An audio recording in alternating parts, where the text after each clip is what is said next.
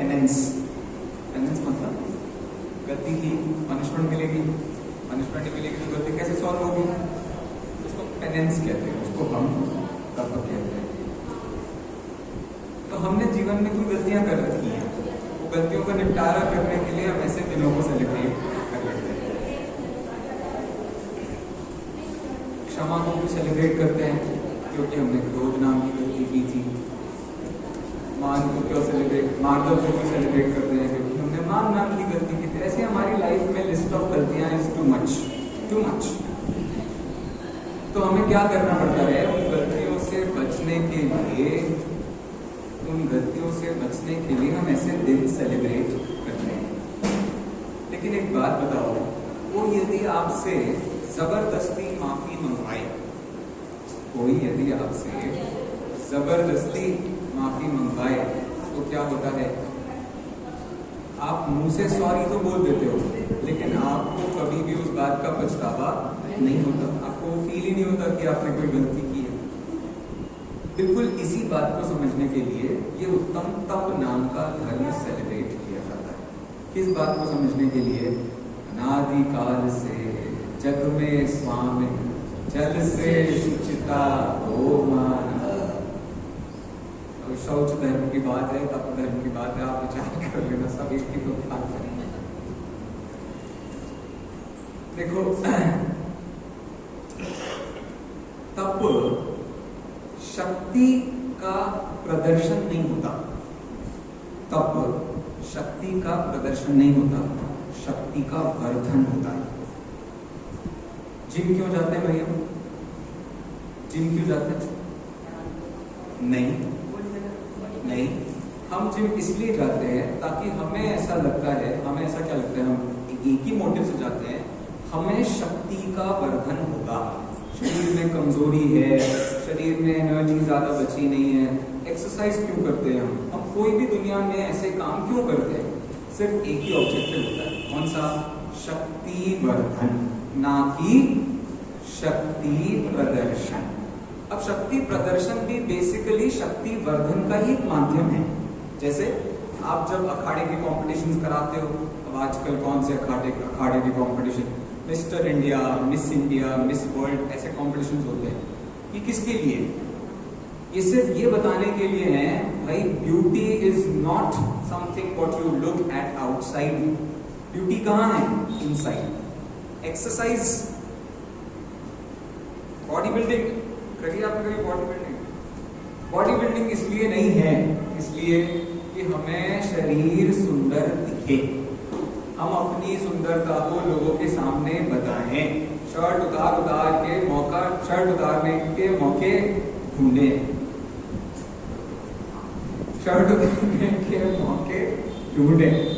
इसका आशय क्या है, इसका सीधा आशय है हमारे अंदर शक्ति का वर्धन कितना होगा। तो बताओ हम कौन हैं, जीव, तो हमारी जीवत्व शक्ति का वर्धन कैसे होगा, जब इंद्रिय विषयों की जो हमारी इच्छाएं हैं उन पर कंट्रोल होगा। कोई आपको ऑब्जेक्टिव समझ में आ रहा है? हम दो चीजें हैं यहाँ, एक चीज तो है नहीं, ये एक शरीर है और ये एक आत्मा है। आत्मा की शक्ति का वर्धन करना है कि शरीर की शक्ति का वर्धन करना है? क्या शरीर में शक्ति नाम की योग्यता भी होती है? जनरली हम हमेशा क्या समझते हैं, शरीर की शक्ति, तन की शक्ति, मन की शक्ति, कौन मीठा, पहले आता था ये है, तन की कोई शक्ति नहीं होती है, क्योंकि तन के प्रत्येक प्रदेश पर जहां आपको शक्ति फील हो रही है वहां आत्मा है।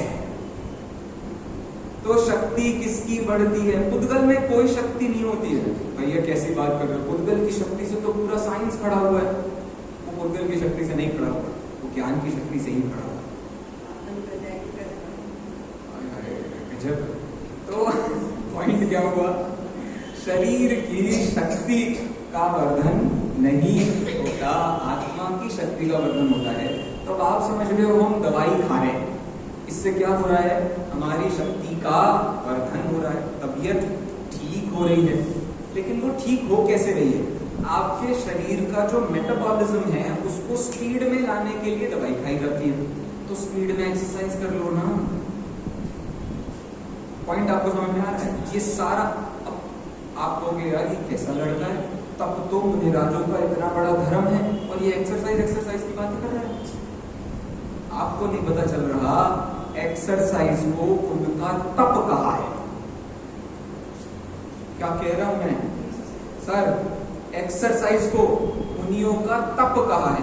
तुम कहोगे भाई ये बिल्कुल ही नहीं, आज तो बधाई राजा नाभि के दरबार कुछ भी बातें कर रहा है ये लड़का। मैं बताता हूँ कहाँ लिखा है। भगवती आराधना में उन्होंने मुनिराजों का तप बताने के लिए उनमें ये दो योग्यताएं मानी। कौन कौन सी दो योग्यताएं? एक तो ये तपों के नाम जो आपको पता है वो थोड़ी देर बाद बताता हूँ। उन्होंने मुख्य रूप से उनके तप बताए दो, एक तो योग योगासन और दूसरा प्राणायाम। मैं क्या बता रहा हूं आप समझने की कोशिश करना। योगासन और प्राणायाम ये किस काम आते हैं भाई साहब? इससे शरीर एनर्जेटिक होता है या आत्मा एनर्जेटिक होती है? सुबह से आपको नींद बहुत आ रही है, उठ नहीं पा रहे हैं, बहुत दिक्कत हो रही है, आप सुबह सुबह प्राणायाम करके देखिए, आपको चेंज ऑफ फीलिंग दिखाई देगी। आलस क्यों भागता है बहुत जल्दी? भैया आप क्या, आपको भी 8 बजे सो के उठना है मंदिर में, तो उससे पहले आप दिखते नहीं हो, तो क्या फायदा है? हम भी 8 बजे, आप भी 8 बजे। भाई पॉइंट मैं समझा रहा हूँ तो समझिए आप। यहाँ आशय क्या है? यहाँ आशय इतनी सी बात को बताना है, जितने भी हमारे तप हैं, आप अंतरंग तपों को देखिए। पहले तप का नाम क्या है? ये प्रायश्चित क्या है? इतने सालों तक बिस्तर पे लेट लेट के सो के अपना समय बिताया है, अब जरा उठ जाओ। प्रायश्चित है ये। इतने समय तक लोगों से गुस्सा कर करके अपना तुमने दिल जलाया है, प्रायश्चित। तो प्रायश्चित क्या होता है? जो काम करते करते आपने इतनी श्रद्धा से, ज्ञान, जो काम आपने इतनी श्रद्धा से किया लेकिन उसका बेनिफिट ही नहीं मिला। पॉइंट समझ रहे हैं? हमने पूरी लाइफ कैसे डिजाइन की थी भाई? मैं 10 साल 12-13 साल की उम्र तक 10th क्लास में टॉप करूंगा डिस्ट्रिक्ट में, कर लिया। फिर 2 साल बाद मैं 12th क्लास में टॉप करूंगा डिस्ट्रिक्ट में, कर लिया। ग्रेजुएशन, बेस्ट ग्रेजुएशन IIT कर लिया, हो गया। बताओ सुख मिला कि नहीं मिला? मिल गया होगा, जिनको मिलना था, जैसा चाहिए था वैसा मिल गया। मैं उस सुख की बात नहीं कर रहा जो आपकी जेब से बढ़ता है। मैं किस सुख की बात कर रहा हूं? जो आत्मा में से निकलता है, जिसकी फीलिंग आपको होती है। सुख की एक जनरल फीलिंग होती है। हमने पूरी 30-40 साल की उम्र बिता ली और हमें पता ही नहीं चला आज तक कभी भैया सुख क्या होता है, हमें नहीं पता चला। ये सुख होता कहाँ है, हमें नहीं पता चला। हमने तो बड़े कष्ट किए, कुछ नहीं मिला, बड़े परेशान हुए भैया। क्या मतलब हुआ इससे? मुझे क्या बताना है? प्रायश्चित। प्रायश्चित क्या है? Let's just take another path to life. तो अधिकतर ऐसे लोग होते हैं, आपको ये जो जैसे इंडिया में जो फॉरेनर्स भी लोग बहुत सारे आते हैं ना, ये वृंदावन में आते हैं या मथुरा साइड, बहुत सारे ऐसे लोग जाते हैं। ये सबके सब उसी उम्र एज लाइन के लोग हैं। कौन सी उम्र? 25 से लेकर के 35-40 साल की उम्र। ये वो उम्र होती है जब आपकी अंडरस्टैंडिंग आपके द्वारा पाए गए ज्ञान के साथ खेल खेलती है। क्या होता है? हमने अपनी लाइफ का सिस्टम ऐसा बनाया था, बड़ा बढ़िया सिस्टम था। हम सुबह उठेंगे, तैयार होंगे, ऑफिस जाएंगे, ऑफिस का सारा काम खत्म करेंगे, शाम को आएंगे, अपना जो भी हमें काम करना है हमने वो किया, फिर सो जाएंगे, फिर सुबह उठेंगे। ये लाइफ रूटीन फॉलो करते करते 20-20 साल हो गए, लेकिन मजा ही नहीं समझ आ रहा है। फिर क्या होता है? फिर हम छुट्टियां ढूंढते हैं, जैसे तैसे छुट्टियां ढूंढते हैं, फिर पता नहीं क्या क्या हमें करना पड़ जाता है इसके पीछे। फिर तो कहना ही क्या है। इस पूरे ओकेजन से मुझे क्या समझाना है आपको? भाई डेली का काम डेली क्यों नहीं? उत्तम तप के लिए साल में एक बार इंतजार, उत्तम क्षमा के लिए साल में एक बार इंतजार। तो देर किस बात की है? शुरू कीजिए, आज ही काम हो जाना है। तो मैं आपसे एक्सरसाइज करने की बात नहीं कह रहा हूं, मैं आपसे क्या कह रहा हूं? मैं आपसे तप लेकिन उससे पहले क्या लगा हुआ है? उत्तम। उत्तम का क्या मतलब होता है? कोई तप जगत में उत्तम नहीं हो सकता जब तक आपको ये नहीं पता चला कि तुम शुद्ध आत्मा हो। सारे तप आप जगत में किसी ना किसी वस्तु की आशा से ही करते रहेंगे, आपको ये नहीं समझ में आएगा तप होते कैसे। कितने सारे रिद्धिधारी मुनिराज हैं भाई साहब, जिन्होंने अपने रिद्धियों का कभी प्रयोग ही नहीं किया। रिद्धियां करी क्यों थी फिर? हमने रिद्धि करी ही नहीं थी, हमने तो केवल अपने ज्ञान का फोकस लगाया था, और फोकस लगाने से हमें ये बेनिफिट मिल गया। अपने आप हमें आत्मा की अनुभूति होने लगी, वो गहरी होने लगी, दुनिया का नॉलेज। बार बार यही बात, अवधि मना परे ज्ञान कैसे प्रकट होते हैं? बताओ, एक शब्द में जवाब दीजिए। अवधि मना परे ज्ञान कैसे प्रकट होते हैं? परिभाषा आपने याद कर ली होगी, आज सुबह हमने याद नहीं करवाई, आज नहीं शायद कल सुबह करवाई। अवधि मना परे ज्ञान कैसे प्रकट कैसे होते हैं? बस मुझे एक शब्द में जवाब दे दीजिए। एक तो कीचड़। और देखो ऐसा है, मैं प्रश्न पूछता हूँ, मुझे पता है आप भी जैन हो, मैं भी जैन हूँ, आपका मजाक उड़ा के मुझे क्या मिलेगा? अपना ही मजाक उड़ाऊंगा मैं, इसलिए आप चिंता नहीं करो, मैं हूं ना, मैं देता हूँ जवाब। अवधि मना पर्याय ज्ञान प्रकट होते हैं सिर्फ और सिर्फ एक चीज से। मनुष्यों की बात चल रही है भाई, तुमने तो नारकियों की बात सोचने लगो, नारकियों कैसे होंगे? सिर्फ एक चीज से, जिसका नाम है विशुद्धि। सम्यक दर्शन से नहीं होती। सम्यक दर्शन तो बहुत पहले हो गया, सम्यक दर्शन होने के बाद तो आधी दुनिया बीत गई होगी, उसके बाद जाकर के अवधि मना परे ज्ञान हो सकता है। लेकिन कैसे होता है?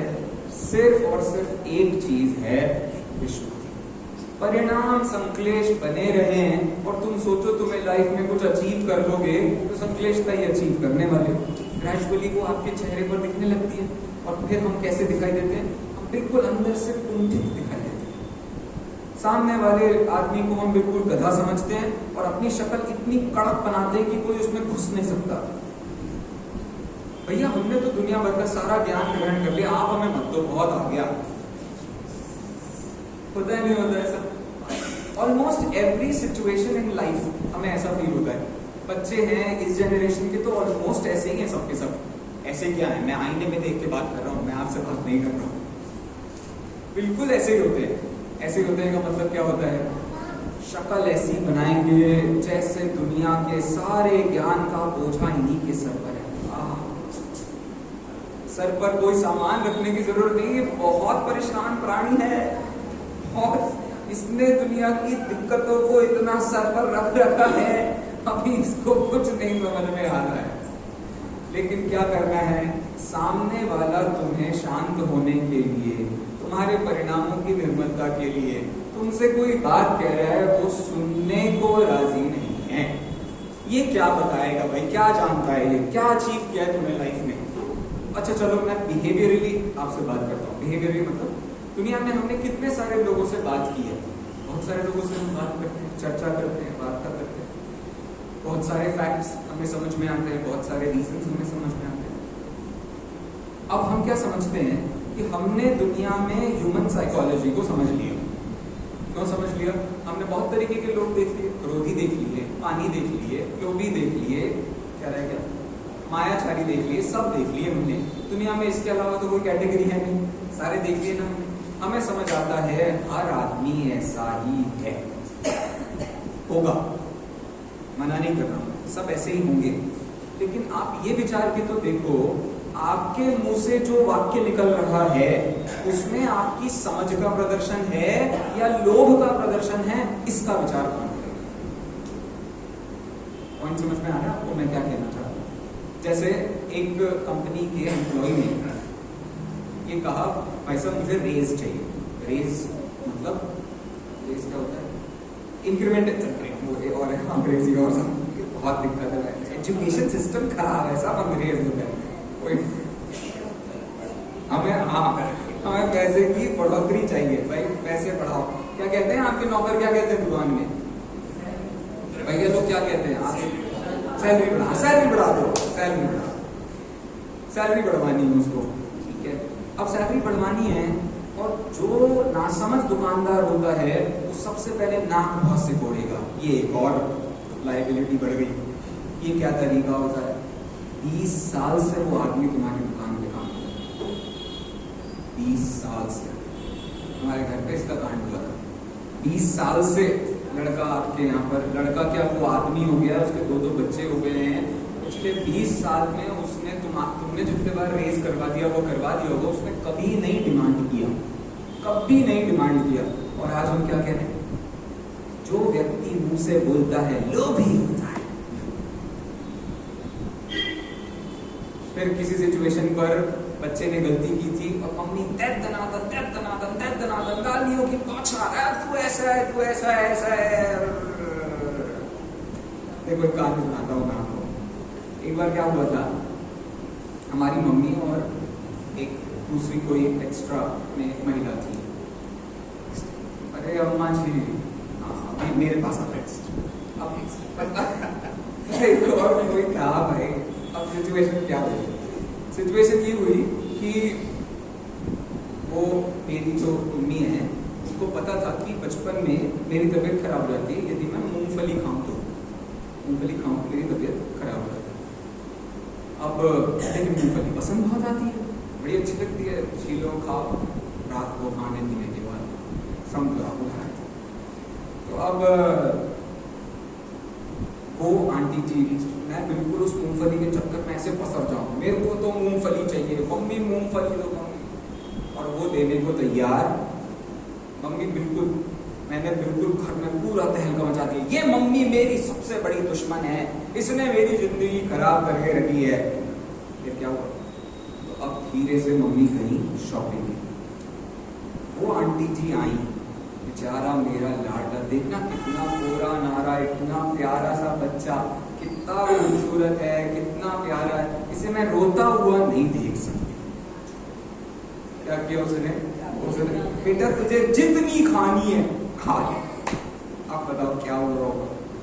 3 दिन तक मैं बिस्तर से नहीं उठा, 3 दिन तक। अब बताओ वो माँ गुस्से में बात कर रही थी या माँ केवल एक कंसर्न शेयर कर रही थी, एक तुम्हारी फिक्र कर रही थी? हम हर व्यक्ति की बात पर ऐसा ही विचार करते हैं। किसी आदमी ने बोला होगा, इसका मोटिव क्या है, इसका इंटेंशन क्या है? आपको कहीं ना कहीं इंटेंशन मिल भी जाए। जैसे मुनिराज ने कह दिया जाओ मंदिर बनवाओ, किसने कहा था भाई? गोमट सार करता है, क्या नाम है उनका? नेमीचंद सिद्धांत चक्रवर्ती। आ जाओ। नेमीचंद सिद्धांत चक्रवर्ती ने क्या कहा था? नेमीचंद सिद्धांत चक्रवर्ती ने गोमट जी से कहा था। गोमट मतलब चामुंडराय से, है ना? सही है। राजा चामुंडराय से कहा कि भैया मंदिर बनवाओ, ठीक है। अब वो राजा चामुंडराय एक रात तक तो सोचता रहा, कैसे भैया मुनिराज है, खुद को तो मंदिर में आना नहीं, लोग की बातें कर रहे हैं, अभी कितना काम धाम करना पड़ेगा, दुनिया भर का कितना काम करना पड़ जाएगा, क्या क्या परिस्थिति होगी। 1 सेकंड के लिए उन्होंने इसका विचार नहीं किया, क्योंकि काम दुनिया में क्रोध मान माया लोग से नहीं चलते हैं श्रद्धा से। और हमने अपनी श्रद्धा के दरवाजे ऐसे बंद कर रखे हैं कि इसमें कोई नहीं घुस सकता है। भगवान तुम 100 मूड के हो जाओ, धरती पे वापस आ जाओ, वैसे अपने अवतार नहीं होते, लेकिन हम वर्तमान को वर्तमान की आवश्यकता है।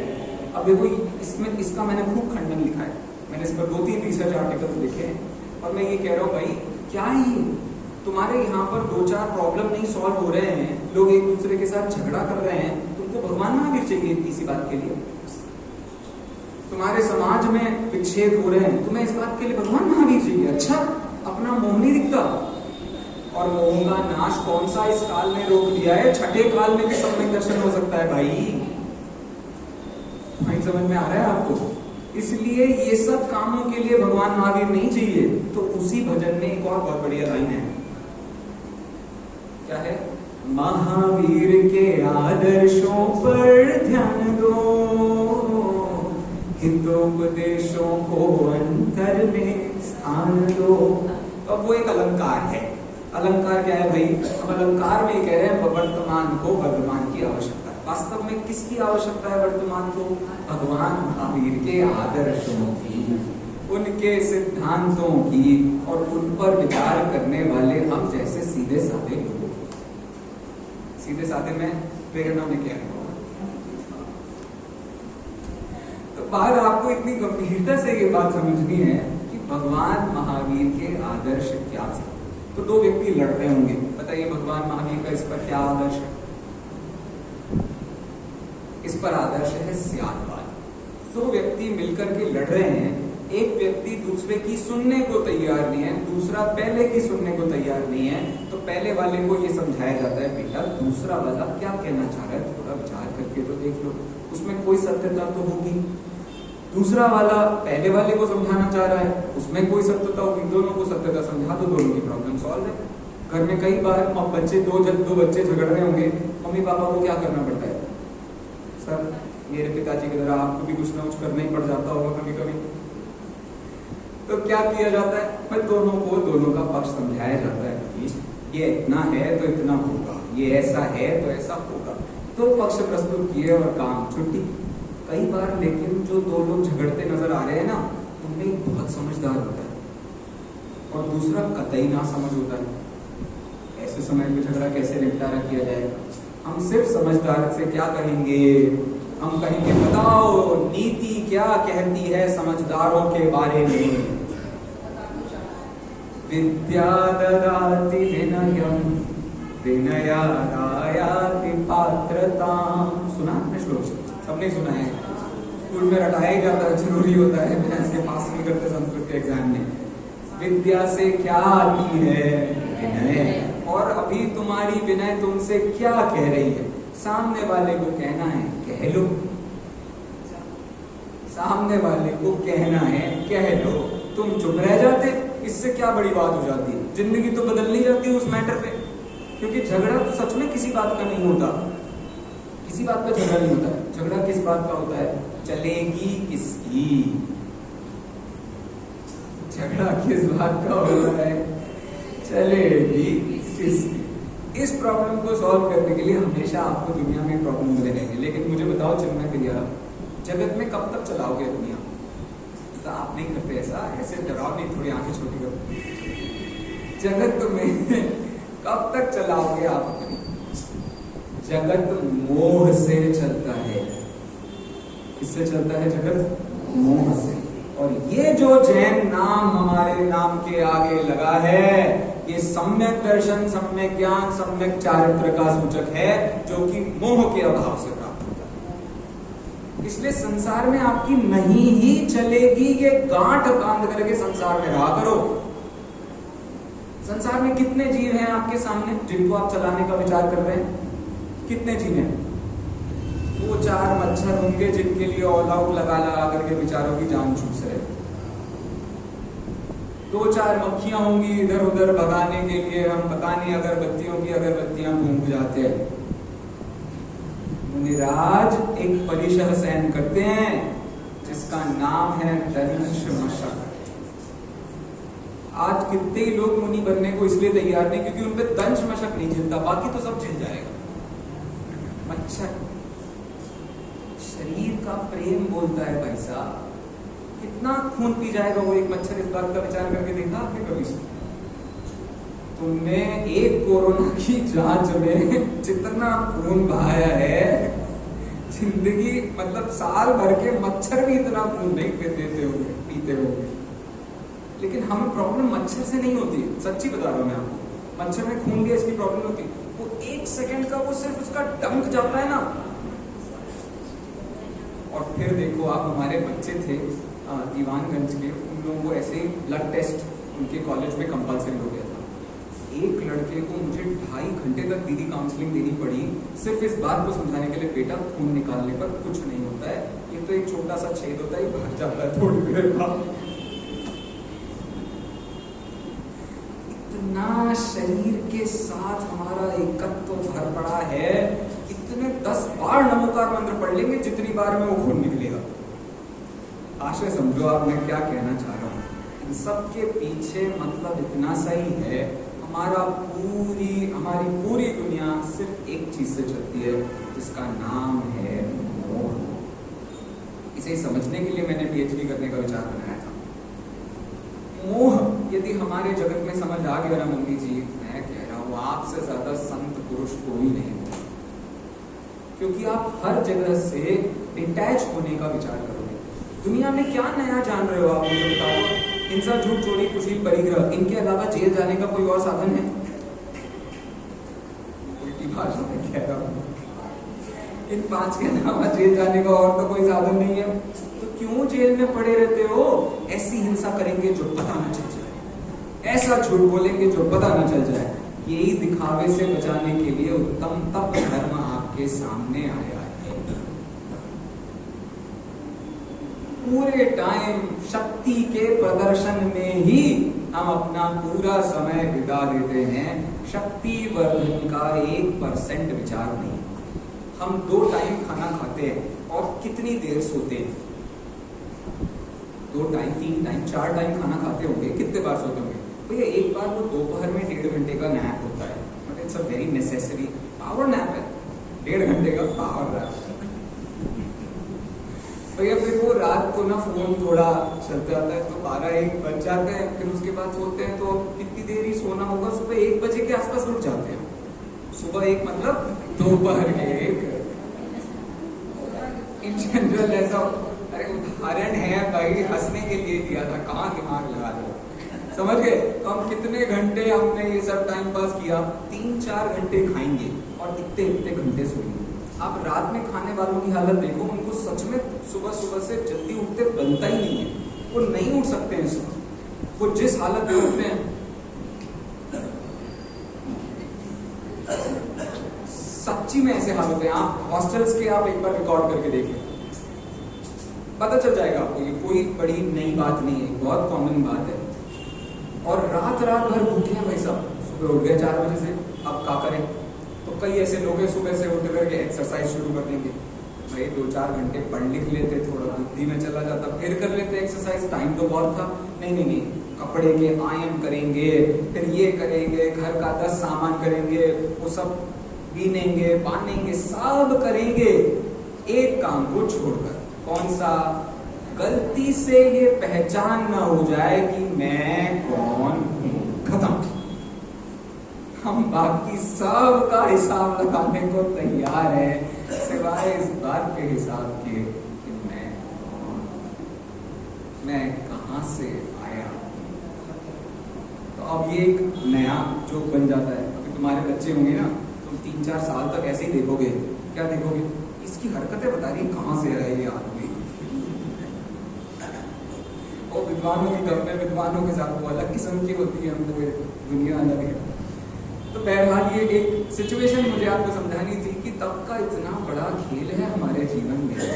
चलो बहिरंग तपों के नाम सुनाओ, बहिरंग तपों के नाम सुनाओ। पहला कौन सा है? अनशन। दूसरा, और अनशन का मतलब क्या होता है? अच्छा ये बता दो जरा, क्विकली जल्दी हो जाएगा बच्चों के लिए आज होमवर्क। बेटा ये सब ध्यान से सुन लेना, ठीक है? अभी इससे क्वेश्चन आंसर पूछेंगे। पहला कौन सा है? अनशन। अनशन मतलब दिन भर नहीं खाना, उपवास जिसको कहते हैं। दूसरा कौन सा होता है? पूर्ण। मेरी भूख कितनी है? आज मुझसे लोग ये पूछ रहे थे। क्या पूछ रहे थे? भैया जनरली तो आप 3 से 4 रोटियां खाते, तो आज एक क्यों खाई? मैं क्या समझाऊं भाई, तबीयत किसे कहते हैं और समझदारी किसे कहते हैं। अभी वो बहुत मुश्किल का काम है भाई, हर चीज एक्सप्लेन कर पाना। तो दूसरी क्या चीज हुई? दूसरा हुआ ऊनोदर। ऊनोदर का मतलब होता है ऊन मीन्स कम। अरे ऊन मतलब वो स्वेटर का ऊन नहीं, ऊन मतलब कम। तो ऊन उदर मतलब पेट की भूख से थोड़ा कम खाना। अब एक दाना भी पेट की भूख से कम खाना है, और डेली की 3 रोटियों में से 3.25 रोटी खाना भी ऊनोदर है। ऊनोदर का मतलब सिर्फ इतना नहीं होता है। तो तुम ऊनोदर तब कर रहा है ये आदमी, और देखो क्या ठूसे जा रहे हो, तुम्हें क्या पता उसकी डेली डाइट क्या है भाई? क्यों जज करते तुम दुनिया भर में? इतनी रोटियां खा ली, अब क्या करें? और आटा बना, क्या मतलब है भाई? हमारे यहाँ से कई बार हुआ, जैसे राजस्थान से कोई व्यक्ति हमारे यहाँ आ गया, तो इन जनरल पूरे घर भर के लिए जितना आटा होगा वो 2 बार लग जाता है। तो ठीक है भाई, किसी की भूख है, तो तुम्हारे अंदर यदि वात्सल्य का भाव है, 2 दिन का तुम्हारा राशन कम क्या हो जाएगा? वैसे ही जैनी हो तुम। कोरोना में तुमने एक अनाज नहीं खरीदा, फिर भी तुम्हारे दिक्कत होती है। क्या आशय हुआ इस बात का? ऊनोदर का मतलब क्या होता है? भूख से थोड़ा कम। बहुत बढ़िया। इसके बाद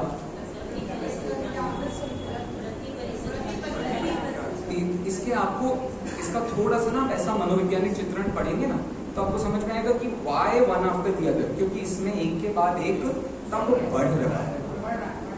मैंने उदाहरण एक दिया भी था आपको। अच्छा बेटा, नहीं खाना ये ज्यादा बड़ी बात है या थोड़ा खा लेना ज्यादा बड़ी बात है?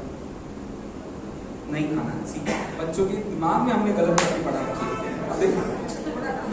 बच्चों की मम्मी के भी ऐसी है। फिर तुम मुझ तक आ जाओगे भाई, ऐसे धीरे धीरे पढ़ोगे तो कोई बात नहीं। तो हम सब भारतीय, मतलब हम सब जैनी हैं, ठीक है। तो अब बेटा देखो, स्कूल में आप जाते हो, स्कूल में आपने जितना टिफिन लेके जाते हो, आप जितना खाना खाते हो, पूरा खा लेते हो या थोड़ा बहुत किसी को बांटना भी पड़ जाता है? पूरा खा लेते हो? She is such a good girl, I was never like her. Alright, पूरा खाना खा लेते हो आप, तो पूरे खाने दिन भर आपकी एनर्जी रहती है ना, फिर आराम से पढ़ते हो, फिर स्कूल से आ जाते हो बढ़िया से, फिर नहा धो करके फिर से कुछ खा पी लेते हो। फिर अब यदि आपको मैंने सपोज आप 2 रोटी लेके जाती हो, 2 रोटी 2 पराठा बढ़ेगा, उसकी जगह में 1 रोटी दी, आपको थकान नहीं होगी? नहीं होगी थकान? सही है, इनको म्यूजियम में लगा दो। ये हमारे बीच में रहने लायक नहीं है ऐसे सज्जन लोग। भैया इसकी माता जी को बहुत बहुत धन्यवाद, क्या बढ़िया संस्कार दिए हैं आपने अपनी लड़की को। चलो मेरा पूरा एग्जाम में खराब कर दिया। तो देखिए, नहीं खाने का मतलब होता है हमने अपने दिमाग को ऑलरेडी ये दे दिया है, क्या एक सिग्नल दे दिया है, आज नहीं खाना है। तो अब कुछ भी हो नहीं खाना है, गेहूं की खीर नहीं खाना है, चावल की खीर नहीं खाना है, दाल रोटी सब्जी कुछ भी नहीं खाना, ठीक है, ठीक है। अब सपोज कुछ खाना है, अब इसमें सबसे बड़ा प्रॉब्लम होता है क्या? ऐसा होता नहीं है कि जो बन गया घर में वो खा लो। मम्मियां ऐसे ही कोशिश करती हैं कि बच्चे जो बन गया है खा लो। अरे तुमने कौन सी इंजीनियरिंग कर रखी है भोजन खिलाने के मतलब कौन सा आयुर्वेद शास्त्र पढ़ रखा है कि तुम्हारे हिसाब से खाना खाएंगे?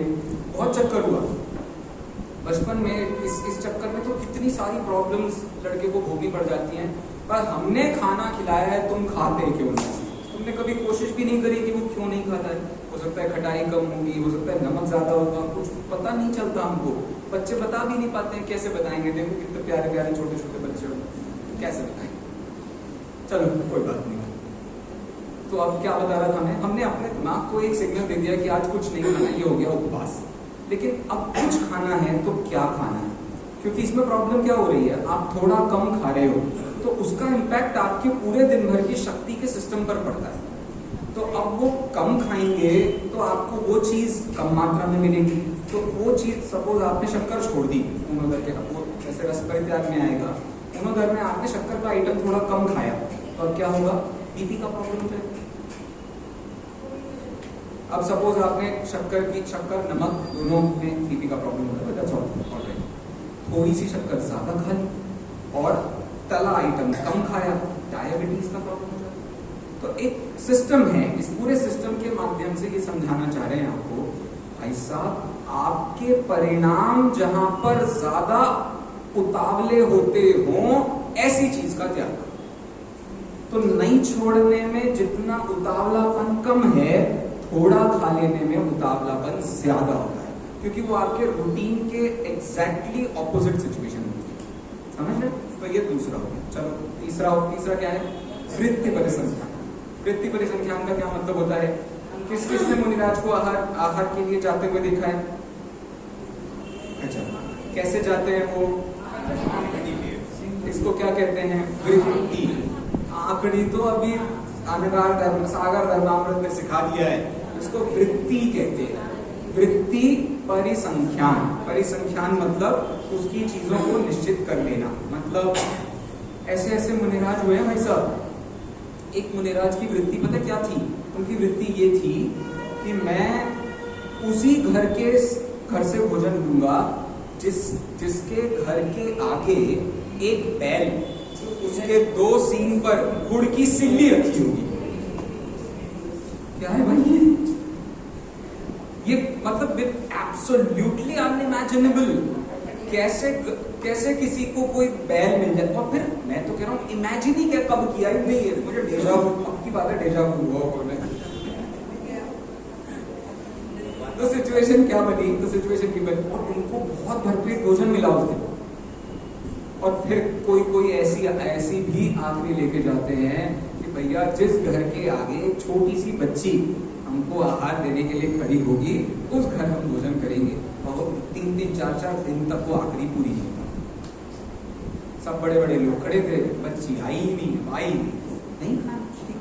और कितनी सरल सी थी वृत्ति, लेकिन वो फॉलो नहीं। तो ये इसलिए नहीं होता है कि हम अपने शक्ति का प्रदर्शन करें, ये शक्ति की चेकिंग है। मेरे पास कितनी अंतरंग शक्ति है, इस बात का परीक्षण इस बात से होगा कि मैं खाना छोड़ने के कितने माध्यम निकालता हूं। तो आप सोचते हो कि भैया क्या है, तब मैं पूरे टाइम खाना खाना खाना खाना, अनशन खाना से संबंधित, वृत्ति परिसंख्यान दूसरा उनोदर खाने से संबंधित वृत्ति परिसंख्यान। इसके बाद का कौन सा होता है, रस परित्याग। रस परित्याग का क्या मतलब होता है, कितने रस होते हैं भैया, हमने तो 5 पढ़े थे। ये एक बड़ा खेल है, किसी दिन आप पढ़ो साहित्य में तो आपको इसका डिफरेंस समझ में आएगा। जैसे इंद्रियों के विषय पढ़े आपने, इंद्रियों के विषयों में रसना इंद्रियों के कितने विषय होते हैं, 5। कौन कौन से, खट्टा, मीठा, कड़वा, कषायला, छदरा। लेकिन रसी में रस कितने होते हैं, 6। ये 5 नहीं, ये 5 नहीं, उनके थोड़े सिस्टम अलग चलता है। क्या क्या है उसमें भैया, बोलो, खट्टा, मीठा, शर्करा, कषायला, अरे कुछ नहीं। इसमें एक होता है घी, एक होती है घी, खट्टे की रसी, मीठे की रसी, नमकीन की रसी, घी की रसी, तेल की रसी, और एक कौन सी, दूध की रसी। अरे ठीक है, थोड़ी बहुत एक आध जगह ऊपर नीचे लिखा होगा, हर दूसरी किताब में नए नाम मिलते हैं, कोई आप ज्यादा आश्चर्यचकित ऐसे नहीं है कि ये 6 द्रव्यों के नाम के साथ मैच करना चाहिए, दोनों बातें एक लेवल पे नहीं है, ठीक है। तो रसी हो गई 6 प्रकार की। रसी के संबंध में प्रॉब्लम होता है भैया, एक नमकीन नाम की कोई रसी नहीं है। अरे 5 रस आपने बोले, अभी नाम फिर से सुनाओ, जोर सुनो, खट्टा, मीठा, कड़वा, कषायला, चरबा। इसमें नमकीन तो आया नहीं, हमारा सबसे फेवरेट तो वही था, वही खाओ। इसका नियम ये होता है, जगत में जितना भी सामान आपको मिल रहा है उसमें इनहेरेंट नमक पड़ा हुआ है। क्योंकि जो भी खेती होती है वो फर्टाइल लैंड में होती है कि नहीं होती, फर्टाइल मतलब उपजाऊ लैंड में ही खेती होती है कि नहीं होती, और उपजाऊ की चेकिंग किससे होती है, नमक से। जिस मिट्टी में नमक अच्छा, वो मिट्टी सबसे ज्यादा उपजाऊ मानी जाती है। इसलिए नमक का कोई रस नहीं होता। आपको जैसे केला होता है, केले में नमक है। दुनिया का कोई फ्रूट, कोई वेजिटेबल ऐसा नहीं है जिसमें नमक ना हो, क्योंकि बिना नमक के आपको कोई स्वाद ही नहीं आ सकता किसी भी चीज का। पानी में है नमक है, टूथपेस्ट में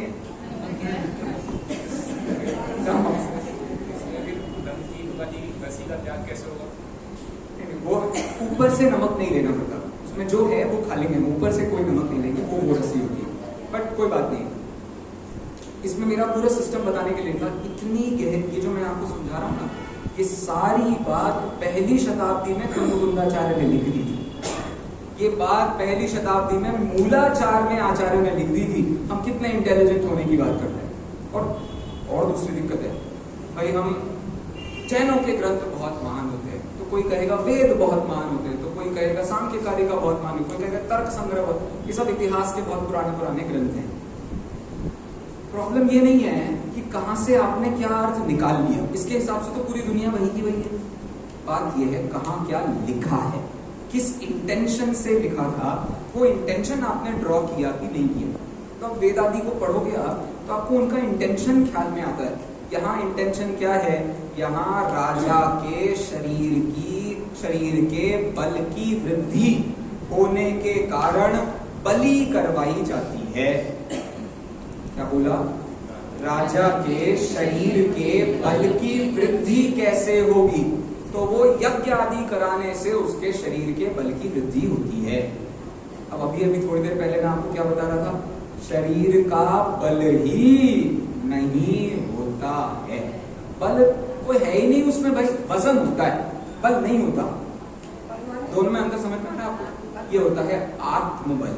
अब बताओ, आत्मबल की वृद्धि के लिए आप बाह्य में किसी भी साधन को कर लो, आत्मबल की वृद्धि होगी। तो अब फिर वेदों ने ये सारी बातें क्यों कह रखी हैं?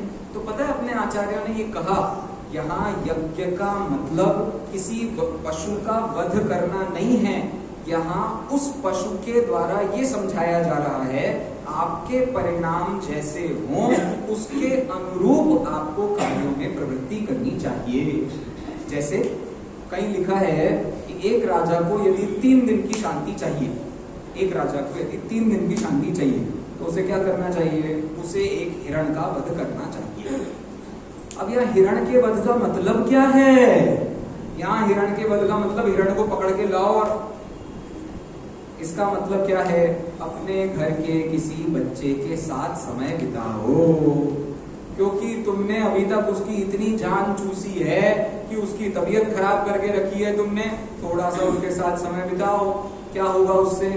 एक बार एक बड़ा राजा अपने किसी बच्चे के साथ समय बिताएगा। क्या राजा जैसे 2 घंटे के लिए एक जगह पर बैठा रह सकता है? बच्चा भी 1 घंटे के लिए एक जगह पे बैठ सकता है? नहीं। राजा को क्या करना पड़ेगा? हो गया राजा का बल वर्धन। बात को समझ में आ रही है आपको? तो अपने आचार्य ने कहा, भाई वेदों का ऐसा अर्थ मत करो। ये तो एक अलंकार शास्त्र की तरह कही गई बातें हैं, इनकी बातों को लिटरली नहीं लेना पड़ता। तो आप देखो, झगड़ा खत्म हो गया। झगड़ा खत्म किस बात का हो गया? वेद सही की गलत। तो जैनी आचार्यों ने कभी इस पर झगड़ेबाजी नहीं करी। आप इतनी जगह खंडन पढ़ना, आपको शायद थोड़ा आश्चर्य लग रहा होगा, लेकिन और जगहों पर आप पढ़ोगे ना तो आपको समझ में आएगा कि सारा का सारा मुद्दा अंदर से क्रोध, मान, माया, लोभ को खत्म करना ही है। मैंने आज बच्चे की बहुत पिटाई करी। क्यों करी मैंने बच्चों की पिटाई? अरे बच्चों की पिटाई इसलिए करी क्योंकि वो बहुत ही ज्यादा गलत काम करने जा रहा था। कौन सा गलत काम करने जा रहा था? देखो, मेरे 10th क्लास का एक आपको इंसिडेंट सुनाता हूँ। 10th क्लास में मेरे प्रीलिम्स थे। प्रीलिम्स सब जानते हैं? Pre boards prelims. अरे 10वीं में पेपर देने पड़ते हैं, उसके पहले मॉक पेपर स्कूल वाले कराते हैं। Pre board, thank you. Pre boards थे, तो प्री बोर्ड से सुबह सुबह एग्जाम देने हमको जाना था। वो जनरली प्री बोर्ड्स थोड़े विंटरिश टाइम पीरियड पर होते हैं। तो अब तो अब गर्म पानी करना पड़ता है। सुबह सुबह 8 बजे स्कूल पहुंचना है तो 6 साढ़े 6 बजे गर्म पानी करके नहाना ही पड़ता है। मंदिर भी जाना है, फिर काम भी करना होती। तो अब गर्म पानी, तो अब बड़ी हम 5 बजे उठ गए। 5 से 6 बजे तक हमने पढ़ाई कर ली। 6 बजे हम गए और हमने पानी गर्म किया। पानी गर्म करने पर क्या हुआ कि किचन में हमने पानी गर्म किया, उसको उठाया, उठा करके ऐसे बिल्कुल घूमते घूमते थोड़ा 10-15 मीटर दूर था बाथरूम, तो वहां से लेकर के जा रहे हैं। और आधी नींद में होते हैं बच्चे, अब इतनी सुबह उठने की आदत नहीं होती। और वो मेरे हाथ से छूट गया। अच्छा खौलता गर्म पानी मेरे हाथ से छूट गया। मेरा पूरा पैर लाल हो गया, जल गया। मम्मी भागती हुई आई। ऐसा होगा तो चिल्लाएगा आदमी। मम्मी भागती हुई आई। मम्मी भागती हुई आई और वो कह रही है कि क्या हो गया, चलो मलहम पट्टी लाते हैं, ऐसा करते हैं, वैसा करते हैं। पापा भी उठ के आ गए। पापा उठ के आए, उन्होंने मुझे देखा, वापस गए और खूब बड़ा एक डंडा लेके आए।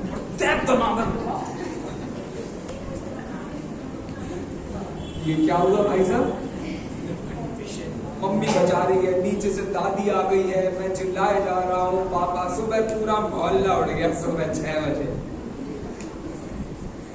अब वो क्या समझा रहे हैं मुझे? वो ये समझा रहे हैं, बेटा तुझे 10 बार कहा था बाथरूम से बाल्टी लेकर के आया कर, वहीं पर पलट के बाल्टी ऐसे हाथ से ले जा।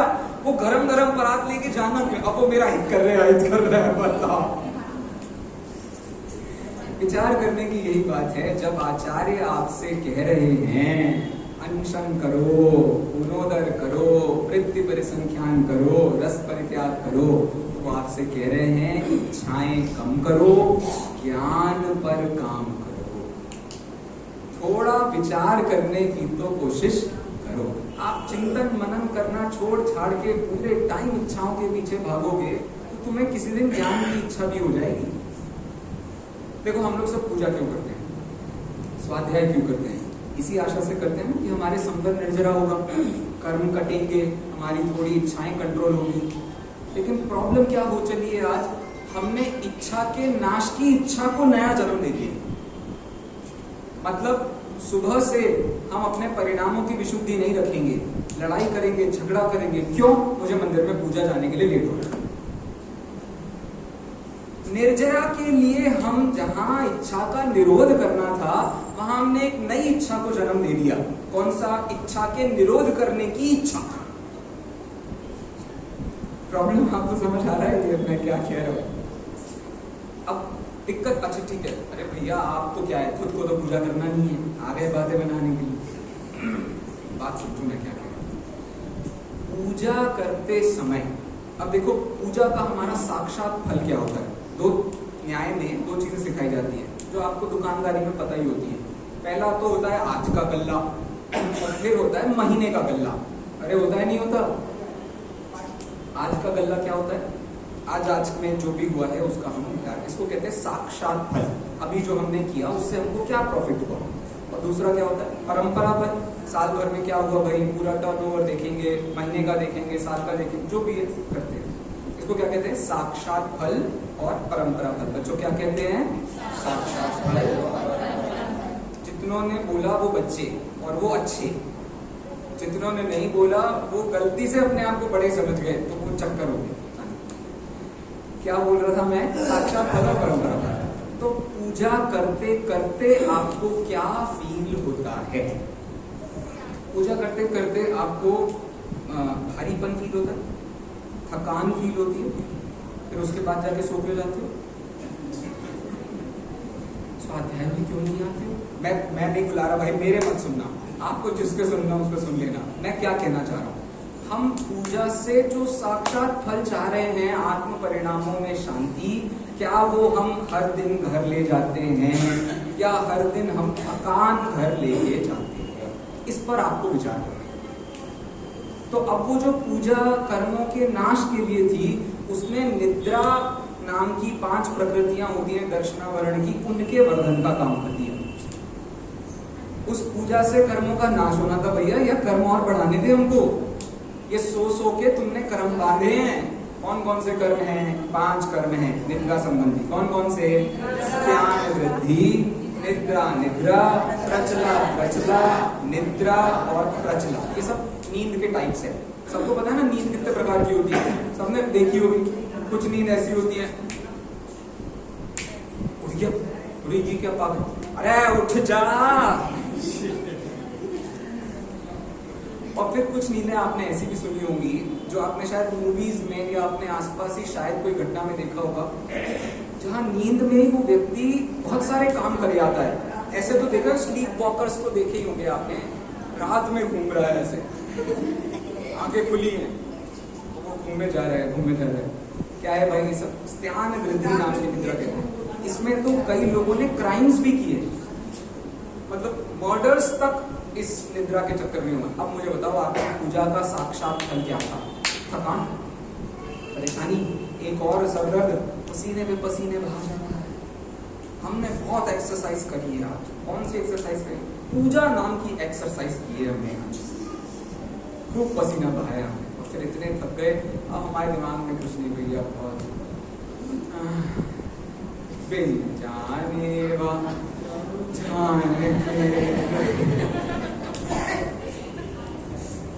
ये हो गया साक्षात्कार। अब परंपरा फल क्या है?